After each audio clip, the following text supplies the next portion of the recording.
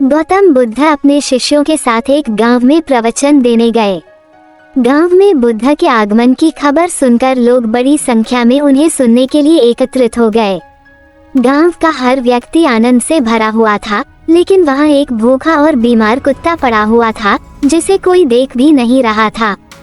बुद्ध जब प्रवचन समाप्त कर उठे तो उन्होंने देखा कि वो कुत्ता बहुत कमजोर और घायल था। उसकी आंखों में दर्द था और शरीर पर घाव थे। कोई उसे खाना देने को तैयार नहीं था, बल्कि लोग उसे धिक्कारते हुए दूर भगा रहे थे। बुद्ध मुस्कुराए और कुत्ते के पास गए। उन्होंने अपने शिष्य आनंद से कहा, आनंद, इस प्राणी को भी भोजन की उतनी ही आवश्यकता है जितनी हमें। आनंद को ये समझ नहीं आया कि बुद्ध इस गंदे और बीमार कुत्ते पर इतना ध्यान क्यों दे रहे हैं। बुद्ध ने प्रेम से उस कुत्ते के सिर पर हाथ फेरा।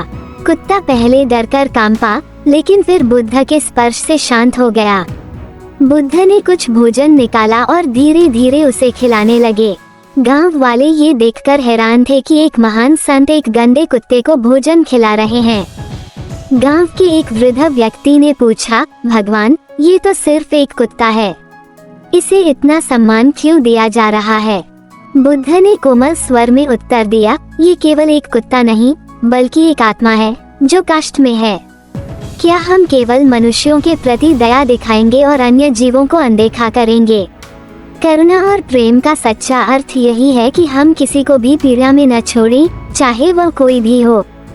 ये सुनकर गांव वालों की आंखें नम हो गईं।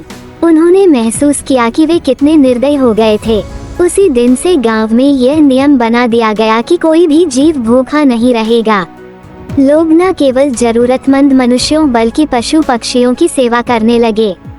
शिक्षा, इस कहानी से हमें ये सीख मिलती है कि सच्ची करुणा केवल मनुष्यों तक सीमित नहीं होनी चाहिए।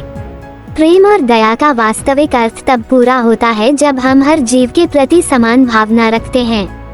यह कहानी अच्छी लगी हो तो लाइक और सब्सक्राइब करना न भूलें।